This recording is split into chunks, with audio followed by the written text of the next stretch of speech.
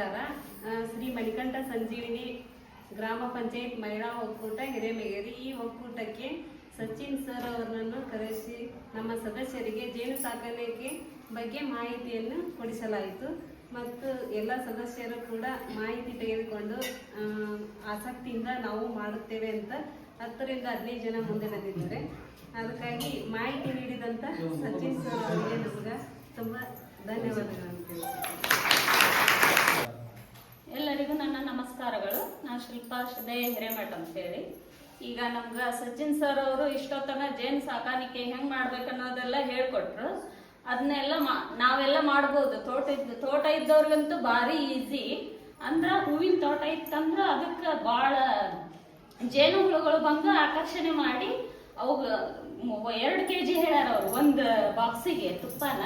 ಅದು 3 kg ಆದ್ರೂ ಆಗುತ್ತೆ.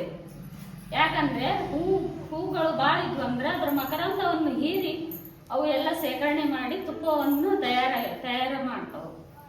ಆದ್ರೇನು ಇದು ಎಲ್ಲ ಮನೆಯಾಗ ಮಾಡುವಂತ ಕೆಲಸನೇ. ನಮ್ಮಂತ ಹೆಣ್ಮಕ್ಳು ಹೊರಗೆ ಹೋಗಿ ನಮ್ಗೆ ದುಡಿಯೋಕೆ ಆಗಂಗಿಲ್ಲ, ಹಂಗ ಇದು ಅದು ಅಂತಾರ, ಬೈತಾರ, ಮನೆ ಬೈತಾರ, ಹಂಗೆ ಬೈತಾರ, ಹಿಂಗೆ ಬೈತಾರ ಅಂತಂದು ಇದು ಮನೆಯಲ್ಲಿ ಹೇಳಿದ್ರು ಗಂಡ್ಮಕ್ಳು ಇದಕ್ಕೆ ಒಪ್ಕೋತಾರ. ಯಾಕಂದ್ರೆ ಭಾಳ ಕಷ್ಟಪಡೋದೇನಿಲ್ಲ. ನಾವು ಅದಕ್ಕೆ ಈಗ ಹೇಳಿದ್ರು ಅವ್ರು ಹಸು ಮೇಯ್ಸೋದ ಅದಕ್ಕಿಂತ ಕಷ್ಟನಾ ಇದು?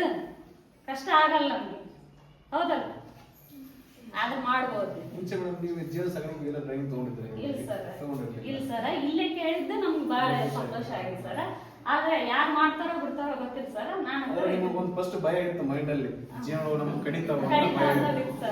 ಈಗ ನಮ್ಗೆ ವಿಡಿಯೋಸ್ ಎಲ್ಲ ನೋಡಿರಿ, ಇದೆಲ್ಲ ಪ್ರಾಕ್ಟಿಕಲ್ ಆಗಿ ಫೋಟೋಸ್ ಎಲ್ಲ ನೋಡಿರಿ, ನಿಮ್ಗೆ ಆಲ್ರೆಡಿ ಐಡಿಯಾ ಬಂತೀವಿ ಜೀವನ ಸಾಕಾಣಿಕೆ ಮಾಡ್ಬೋದು. ಅವರು ಏನ್ ಮಾಡಿದ್ದಾರೆ, ಈಗ ಒಂದು ನಮ್ಮ ಸಂಜೀವಿನಿ ಸಂಘದಿಂದ ನಮ್ಮ ಟ್ರೈನಿಂಗ್ ಕರೆದಿರೋದ್ರಿಂದ ನಾವು ಸಂಪೂರ್ಣ ಮಾಹಿತಿಯನ್ನು ಕೊಟ್ಟಿದ್ದೀವಿ. ಯಾವ ರೀತಿ ಜೀವನ ಸಾಕಾಣಿಕೆನ ಮಾಡಬೇಕು, ಅದ್ರ ಜೊತೆಗೆ ಮಶ್ರೂಮ್ ಸಹ ಯಾವ ರೀತಿ ಮಾಡ್ಬೋದು, ಬೆಳೆಸ್ಬೋದು ಮನೆಯಲ್ಲಿ ಅಂತ ಟ್ರೈನಿಂಗ್ ಕೊಟ್ಟಿದ್ದೀವಿ.